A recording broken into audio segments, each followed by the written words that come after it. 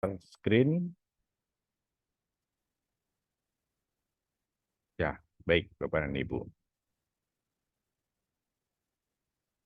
Kalau misalkan kita berbicara mengenai ijazah, ya, ijazah adalah dokumen pengakuan atas kelulusan peserta didik dari satuan pendidikan pada jalur pendidikan formal atau pendidikan non-formal.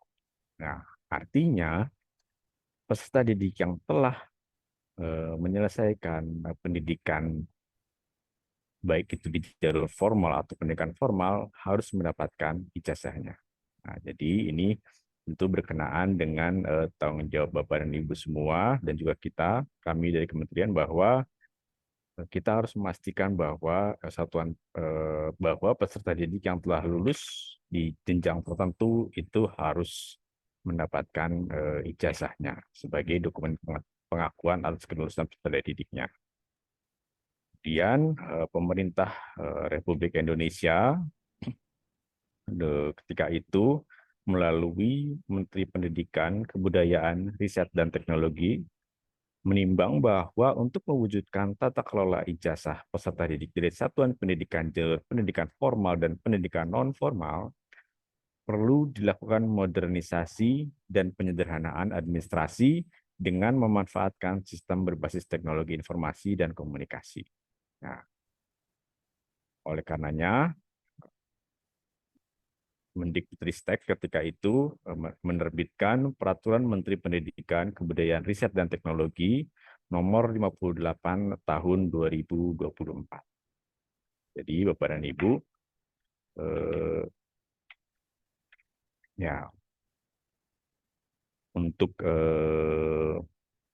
mendukung prinsip validitas, legalitas, dan juga akurasi, dan juga untuk mengefisienkan prosesnya melalui sistem informasi, maka Permendikbudristek ini diterbitkan. Nah, kemudian untuk mengatur mengenai teknis penerbitan ijazah yang diatur pada Permendikbud ini, Kementerian juga menerbitkan pedoman pengelolaan ijazah jenjang pendidikan dasar dan pendidikan menengah. Sehingga dari dua peraturan ini adalah yang menjadi dasar kita semua untuk menerbitkan ijazah bagi peserta didik yang telah lulus di jenjang pendidikan dasar dan pendidikan menengah. Apa saja yang diatur? Nah, yang diatur pertama tentu adalah tentang penerbitannya. Kedua adalah tentang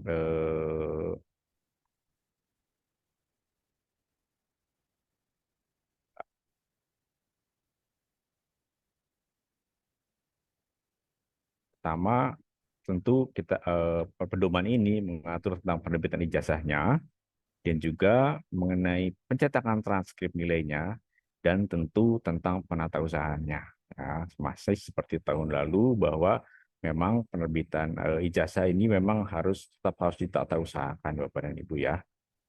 Kemudian sebagaimana telah diatur pada kedua peraturan tersebut di atas bahwa eh, kelulusan penetapan kelulusan untuk jenjang pendidikan dasar itu adalah diatur pada hari Senin pertama di bulan Juni setiap tahunnya.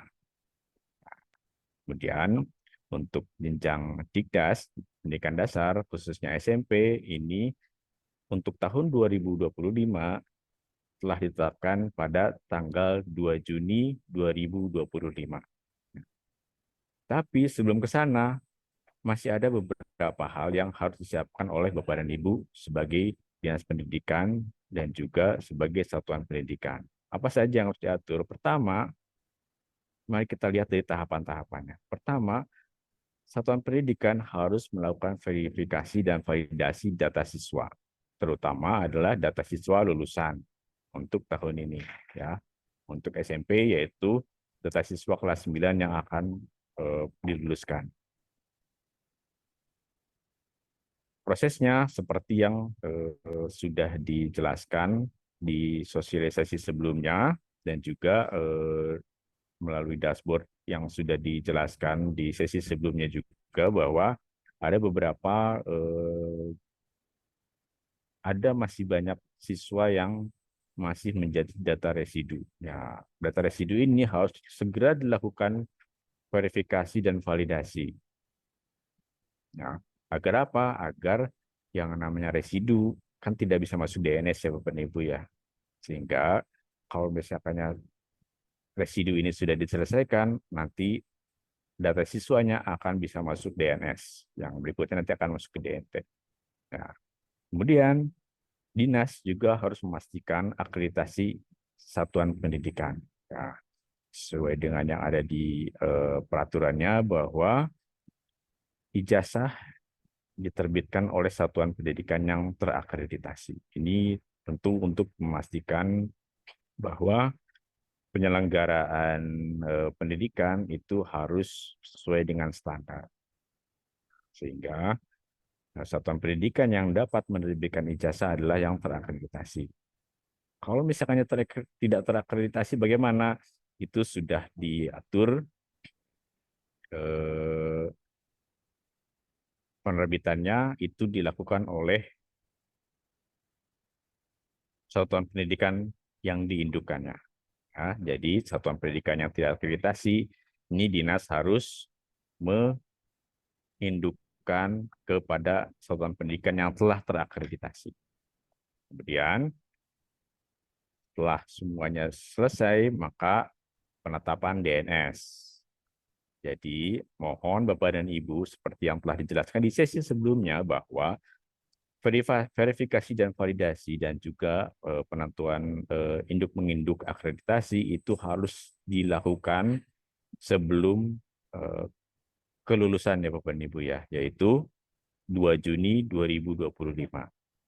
Kemudian di 2 Juni Satuan Pendidikan menerbitkan SK kelulusan dan surat keterangan lulus, yaitu di 2 Juni 2025. Kemudian setelah SK kelulusan itu sudah dibuat dan juga diupload, Satuan Pendidikan mengunduh format SPTJM. Nah, SPTJM ini sudah disimulasikan tadi di sesi sebelumnya. Kemudian yang perlu kami ingatkan adalah SPTJM harus bermaterai dan juga dibubuhi dengan stempel sekolah. Nah, dan juga yang perlu kami ingatkan juga mengenai SPTJM adalah batas waktunya adalah 2 sampai 19 Juni. Jadi tahapannya, maksudnya maaf, timeline-nya adalah mulai dari kelulusan sampai kepada proses DNT-nya adalah 14 hari kerja. Sehingga Satpen memiliki waktu mengunggah SPTJM itu di tanggal 2 sampai 19 Juni. Dan perlu kami ingatkan juga bahwa jangan mepet di 19 Juni ya Bapak dan Ibu ya, karena unggah SPTJM itu masih ada step-step berikutnya lagi Bapak dan Ibu. Seperti apa? Setelah satu pendidikan mengunggah SPTJM, dinas harus menyetujui SPTJM yang maksimalnya adalah di tanggal 19 Juni. Nah, oleh karenanya, seperti tadi saya tekankan bahwa mohon satuan pendidikan untuk tidak melakukan unggah SPTJM ini di waktu-waktu akhir. Ya, seperti sering terjadi bahwa sinkronisasi, kemudian kirim data AN, kalau misalkannya berbarengan pasti kemungkinan akan terkendala. Nah, jangan sampai kendala-kendala tersebut itu dialami dengan proses penerbitan ijazah juga ya Bapak dan Ibu ya. Sehingga mohon lakukan jauh-jauh hari dari batas waktunya. Kemudian setelah dinas menyetujui SPTJM, datanya akan kami tetapkan dalam DNT. Ya, jadi step berikutnya adalah Pusdatin menetapkan DNT dan juga berikutnya adalah Pusdatin menerbitkan nomor ijazah nasional untuk masing-masing lulusan. Jadi setelah DNT, kemudian nomor ijazah nasional terbit, dan juga satuan pendidikan baru bisa mengunduh format ijazah minimal 3 hari setelah ditetapkan dari DNT dan juga Pusdati menerbitkan nomor ijazah. Ya, jadi kalau misalkan kita hitung waktunya 2 Juni kelulusan, 14 hari adalah proses sampai dengan dinas menyetujui SPTJM, dan juga minimal 3 hari untuk satuan bisa mengunduh format ijazah, sehingga sekitar 25 Juni ijazah baru bisa diunduh dan dicetak. Kemudian step berikutnya apa? Step berikutnya ada 2 versi, tapi nanti akan dijelaskan. Tapi intinya, satuan pendidikan itu menempelkan foto siswa dan membubuhi tanda tangan kepala sekolah. Ya, jadi dari format yang telah diunduh, satuan pendidikan menempelkan foto lulusannya dan juga membubuhi tanda tangan kepala sekolah. Dan tentu di proses terakhirnya adalah satuan pendidikan melakukan penatausahaan. Penatausahaannya seperti apa, bedanya seperti apa dengan tahun lalu, nanti akan kami jelaskan. Oke, berikutnya kita masuk ke bagian pertama, yaitu penerbitan ijazah oleh satuan pendidikan. Nah, ini mulai dari tadi pagi sudah banyak pertanyaan ya Bapak dan Ibu ya. Kertasnya ukurannya apa? Spesifikasi kertasnya seperti apa sih yang bisa digunakan untuk mencetak ijazah? Nah, spek kertasnya sesuai dengan yang dicantumkan pada pedoman, yaitu ukuran A4 ya, atau 21 cm kali 29,7 cm. Ya, ini tidak ada ukuran lain, hanya ada ukuran ini saja. Kemudian ketebalannya atau gramasinya yaitu minimal 80 gram per meter persegi. Ya, kalau misalkan Bapak dan Ibu beli kertas, kan itu suka ada tulisannya, ada yang 60 GSM, ada 70 GSM, ada 80 GSM. Nah, kertas yang digunakan adalah yang minimal 80 gram per meter persegi, ya 80 GSM. Kalau misalkan Bapak dan Ibu perhatikan di sini ada kata minimal ya Bapak dan Ibu ya. Artinya kalau misalkannya Bapak dan Ibu mau menggunakan kertas yang lebih tebal dari ketentuan ini, diperbolehkan. Tetapi tentu kami ingatkan kembali bahwa masing-masing printer, masing-masing alat cetak itu memiliki ketebalan maksimal yang bisa digunakan ya. Jadi masing-masing printer itu punya kapasitas maksimalnya. Ada yang hanya bisa sampai 80 gram, ada yang bisa lebih. Jadi mohon diperhatikan juga kemampuan printernya. Tentu dengan prinsip jangan sampai pencetakan ijazah ini menyulitkan dan membebani satuan pendidikan maupun orang tua peserta didik. Ya, prinsipnya seperti itu ya Bapak Ibu ya. Kemudian untuk kertas, warna kertasnya harus putih. Tidak ada tawar-menawar lagi. Ya, jadi ukuran kertasnya A4 dan warna kertas putih tidak bisa ditawar Bapak dan Ibu.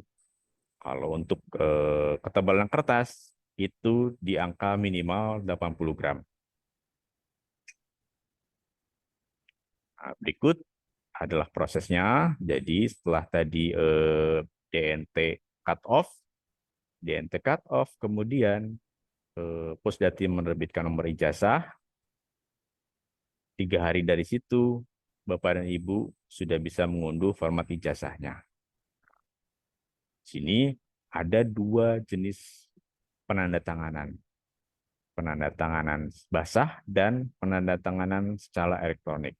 Nah, untuk yang basah, ini alurnya ada yang di sebelah kiri Bapak dan Ibu, yaitu format diunduh, dicetak, kemudian dibubuhkan foto. Bukan foto, baru tanda tangan dan stempel sekolah, Bapak dan Ibu ya, ingat. Tanda tangan kepala sekolah dan stempel sekolah. Tanda tangan dan stempelnya mengenai, maaf, saya ulangi, tanda tangan di kolom tanda tangan kepala sekolah dan stempelnya harus mengenai foto dari lulusannya, Bapak dan Ibu. Ya. Kemudian bedanya apa dengan alur yang sebelah kanan? Alur yang sebelah kanan adalah alur penerbitan ijazah bagi yang ditandatangani secara elektronik. Nah, pertama, formatnya diunduh, kemudian dibubuhkan foto. Ya, setelah dibubuhkan foto, baru diproses tanda tangan elektroniknya. Kemudian baru dicetak. Ya, jadi Bapak dan Ibu, walaupun ijazahnya itu sudah matang secara soft file, tetapi ijazah ini tetap harus dicetak ya Bapak dan Ibu ya. Nanti kenapa harus dicetak nanti akan saya jelaskan di sesi berikutnya. Jadi saya ulangi lagi, formatnya diunduh, dibubuhkan foto, kemudian dibubuhkan TTE, ya, tanda tangan elektronik, kemudian dicetak. Nah, saya ingatkan kembali bahwa tanda tangan elektronik yang dimaksud adalah tanda tangan elektronik QR code yang bersertifikasi ya Bapak dan Ibu ya. Jadi bukan tanda tangan yang di-scan kemudian ditempel, tetapi tanda tangan yang memang resmi TTE bersertifikasi. Kalau di beberapa daerah ini mungkin sudah menjadi SOP penerbitan surat, nah itu bisa digunakan kalau memang bisa digunakan. Ya. Untuk prosesnya itu proses penandatanganan secara elektroniknya tentu diserahkan kepada penyelenggara tanda tangan bersertifikasinya Bapak dan Ibu ya, karena setiap perusahaan, setiap aplikasi itu berbeda-beda. Kemudian yang berikutnya adalah pencetakan transkrip nilai satuan pendidikan. Nah, untuk transkrip diperkenankan menggunakan kertas dengan ukuran A4 ya, atau 21 cm kali 29,7 cm atau F4 yaitu 21 cm kali 33 cm. Ya, ini diserahkan ke satuan pendidikan mau menggunakan kertas dengan ukuran yang mana. Tentu kembali ke seperti pencetakan ijazah ini dengan pertimbangan printernya bisa mencetak ukuran F4 ya Bapak Ibu ya. Karena ada beberapa printer yang memang hanya mentok di A4 saja. Kemudian untuk gramasinya juga sama, yaitu minimal 80 gram per meter persegi. Dan juga warna kertasnya ini tidak bisa ditawar, harus putih Bapak dan Ibu. Nah, berikutnya,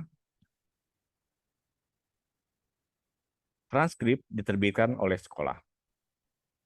Nah, daftar mata pelajaran sesuai dengan kurikulum yang berlaku. Ini seperti yang telah dijelaskan oleh pemateri pertama, yaitu dari Puskur, ya, sesuai dengan kurikulum yang berlaku.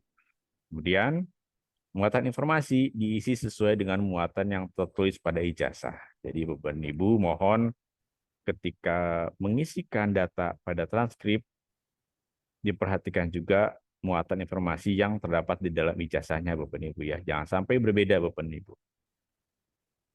Kemudian transkrip berisi nilai yang diperoleh dari satuan pendidikan. Untuk ketentuannya, ini mengikuti Permendikbudristek nomor 21 tahun 2022 tentang standar penilaian pendidikan pada pendidikan anak usia dini, jenjang pendidikan dasar, dan jenjang pendidikan menengah. Ya, jadi mohon cermati kembali Permendikbud tentang standar penilaiannya. Kemudian untuk penulisannya ditulis dalam angka skala 0 sampai 100 dengan pembulatan 2 angka di belakang koma. Ini contohnya 72,50. Ya. Tentu untuk pembulatan-pembulatannya mengikuti kaidah pembulatan bahwa di atas 6 dibulatkan ke atas, di atas 5 dibulatkan ke atas, sedangkan di bawah 5 dibulatkannya ke bawah. Seperti itu ya, Bapak Ibu ya. Ini adalah contoh transkripnya. Ya, jadi Bapak dan Ibu mohon dicermati lagi bahwa di sini ada nomor induk siswa, maaf, ada nomor ijazahnya Bapak dan Ibu ya. Tadi di chat saya sempat baca dan sudah kami jawab juga bahwa untuk tanggal penerbitannya itu sudah tentu tidak bisa mendahului tanggal penerbitan ijazah Bapak dan Ibu ya. Karena apa? Karena untuk membuat transkrip nilai butuh ijazah. Salah satu alasannya ya Bapak dan Ibu adalah di sini ada nomor ijazahnya. Kalau ijazahnya saja belum terbit, pasti nomornya juga belum ada ya Bapak dan Ibu ya. Sehingga kalau misalkannya ijazahnya itu terbit di 25 Juni, ya sudah barang tentu transkripnya pun terbitnya itu pasti minimal di 25 Juni juga. Tidak bisa mendahului Bapak Ibu. Untuk isinya sudah dijelaskan oleh pemateri sebelumnya sesuai dengan kurikulum yang yang berlaku pada lulusannya Bapak dan Ibu ya. Jadi kalau misalkannya Bapak dan Ibu sudah mengimplementasikan kurikulum Merdeka, tetapi yang kelas 9-nya itu masih pembelajarannya itu masih menggunakan kurikulum 2013, maka ya transkripnya isinya mata pelajaran kurikulum 2013 ya Bapak Ibu ya. Jadi jangan sampai salah, jangan sampai tertukar.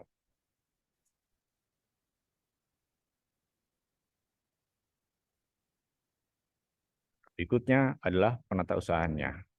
Penatausahaan oleh satuan pendidikan itu dilakukan terhadap ijazah maupun transkrip nilainya ya Bapak Ibu ya.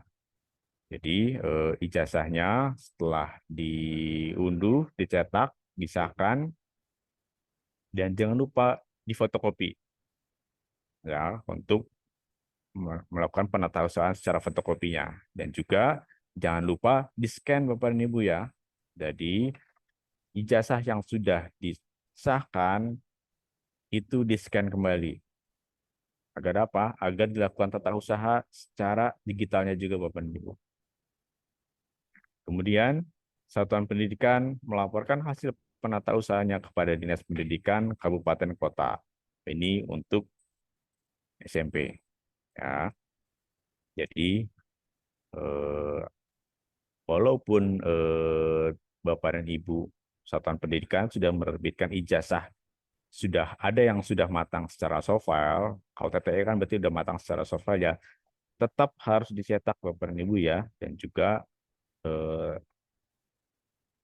hasil kopiannya, baik itu kopian secara fotokopi, cetak, dan juga fotokopi digital, itu harus disimpan. Agar apa? Agar menjadi arsip, sehingga apabila di kemudian hari terjadi hal yang tidak diinginkan, Bapak dan Ibu nggak repot lagi. Bapak dan Ibu nggak perlu lagi repot-repot mendatangkan saksi, bukti-bukti untuk menerbitkan ulang lagi ya Bapak dan Ibu ya. Jadi mohon Satuan Pendidikan melakukan penatausahaan ini, dan juga tentu harapannya adalah Satuan Pendidikan juga mengingatkan kepada siswa dan juga orang tua untuk juga ikut menyimpan dokumen ijazah ini baik secara fotokopi maupun digitalnya. Begitu. Berikutnya catatan pentingnya. Nah, tadi kan klausul di Permendikbudnya adalah ijazah diterbitkan oleh satuan pendidikan yang terakreditasi. Akreditasinya ada 3 golongan sekolah berdasarkan akreditasinya, yaitu sekolah terakreditasi A, B, atau C, ada sekolah yang belum terakreditasi dan ada sekolah yang tidak terakreditasi.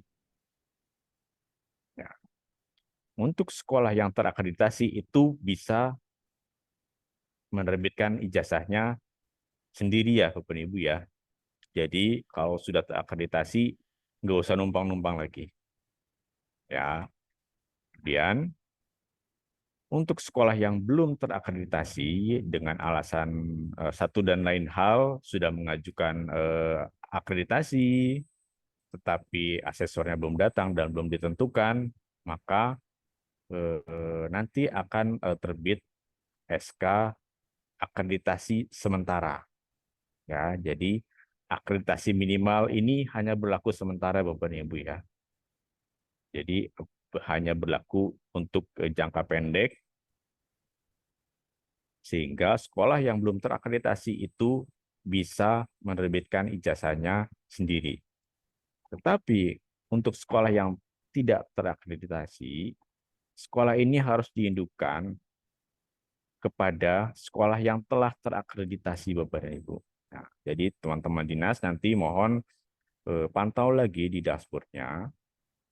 Nah, teman-teman dinas pantau dashboardnya sekolah mana yang tidak terakreditasi dan juga mohon diindukan ke sekolah yang telah terakreditasi.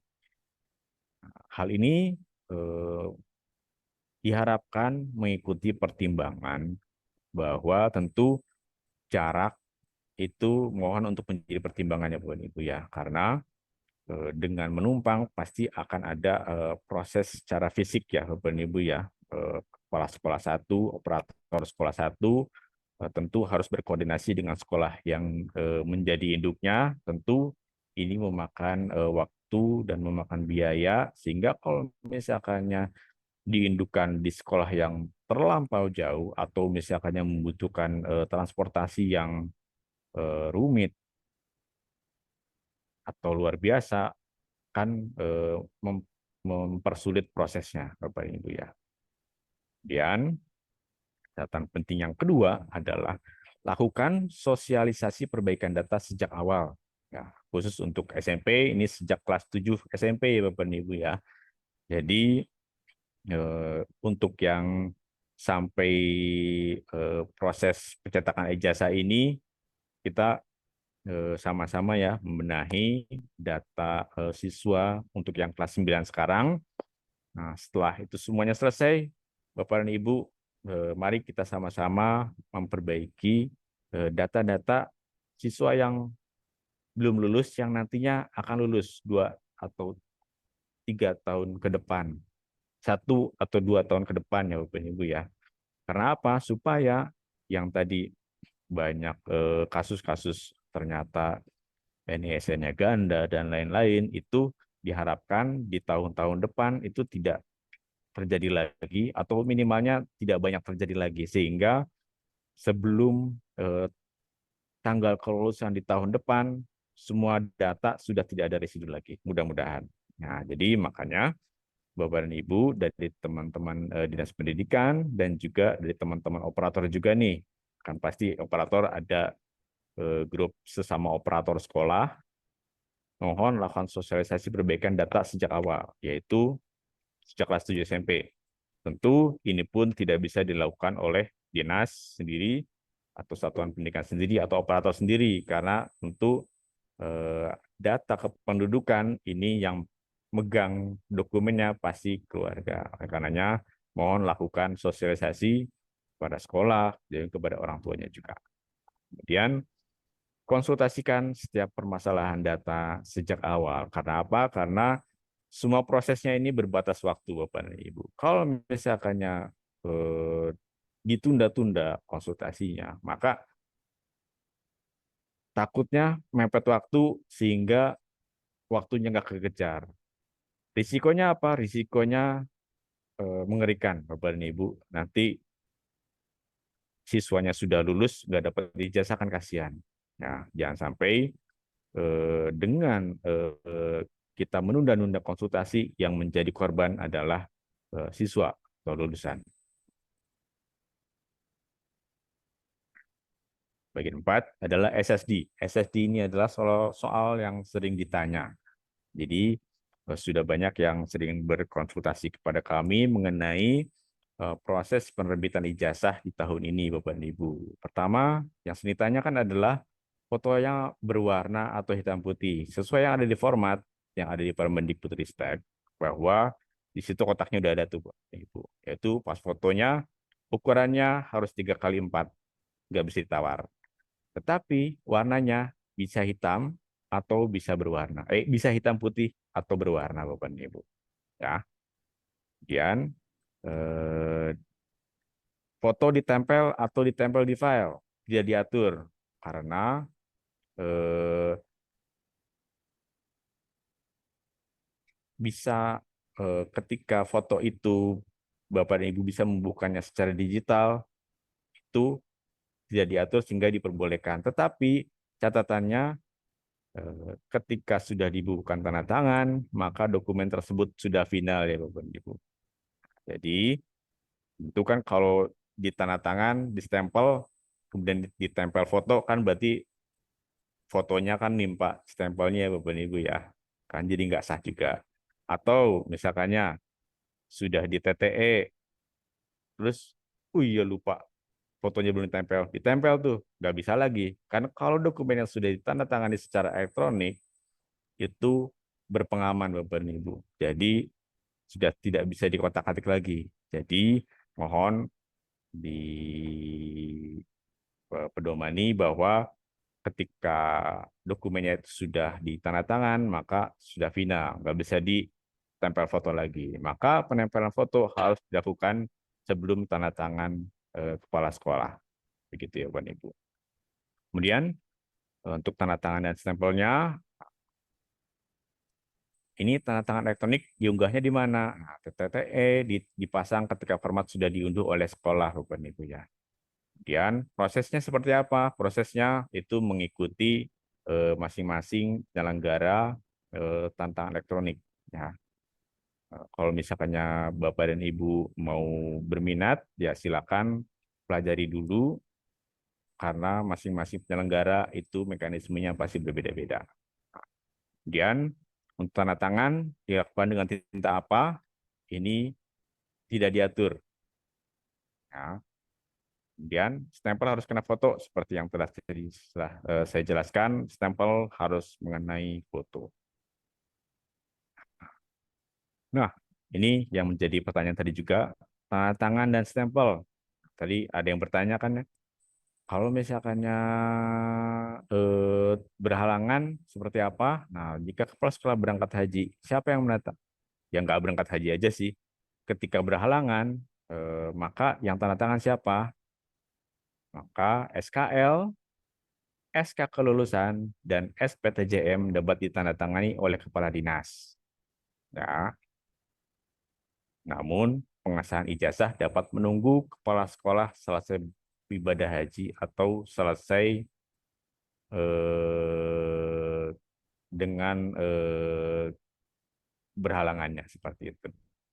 Ya, sehingga di sini saya tekankan lagi bahwa SKL, ya, SKL, SK kelulusan, dan SPTJM ketika kepala sekolahnya berhalangan dapat ditandatangani oleh kepala dinas.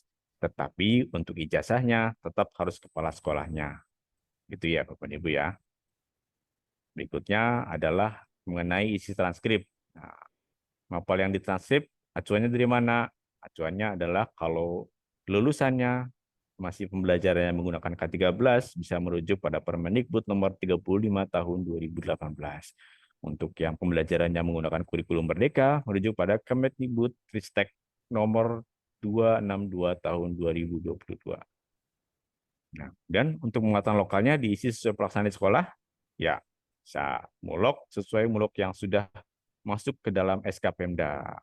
Kalau misalkannya tadi dijelaskan oleh narasumber dari Puskur, kalau misalkannya ada sekolah yang memiliki muatan lokal sekolah seperti apa? Apakah bisa?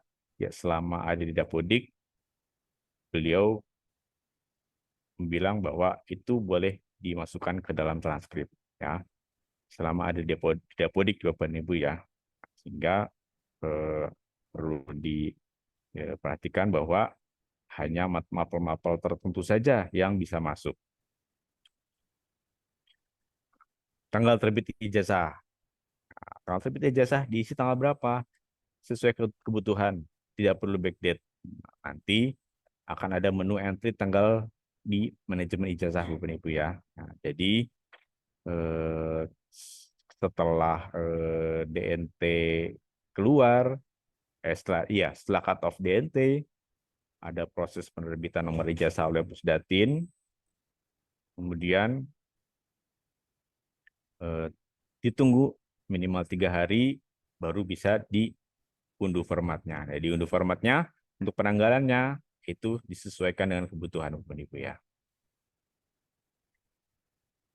Nah, nanti di tanggal terbit ini yang mana sih? Nah, kalau yang ini yang di sebelah kanan ini adalah contoh, ya Bapak Ibu, ya. Jadi tanggal-tanggalnya memang bukan tanggal-tanggal yang asli. Ini hanya contoh saja. Seperti untuk keputusan kelulusannya di sini kan di tanggal 3 Maret. Ya, contohnya. Jadi ini hanya menunjukkan posisi-posisinya saja Bapak Ibu. Contohnya ijazahnya seperti ini contohnya, kemudian lulusnya itu di tanggal 3 Maret. Kemudian untuk penerbitannya itu ada di bawah. Jadi terbitkannya di kabupatennya, di Kabupaten Bone untuk dicontoh di sini, dan juga ijazahnya diterbitkan pada tanggal 21 Maret 2025.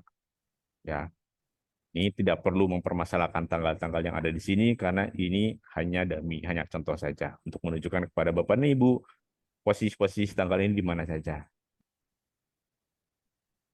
Oke, sekarang pengadaan pendukung ijazahnya nih Bapak dan Ibu. Nah, apakah boleh dinas menyeragamkan spek kertas daerah? Nah, tidak diatur Bapak dan Ibu. Asal menggunakan prinsip tidak menyulitkan dan membebani satuan pendidikan maupun orang tua peserta didik, ya Bapak dan Ibu, ya. Jadi mau diseragamkan boleh asal tidak menyulitkan dan membebani. Kemudian apakah boleh Distrik mengadakan kertas atau tinta agar seragam digunakan oleh sekolah? Ya, jika dinas pendidikannya akan mengadakan kertas atau tinta tertentu, disilakan. Ya, tetapi menggunakan dana dari APBD. Nah, tidak boleh memungut ke sekolah, Bapak dan Ibu.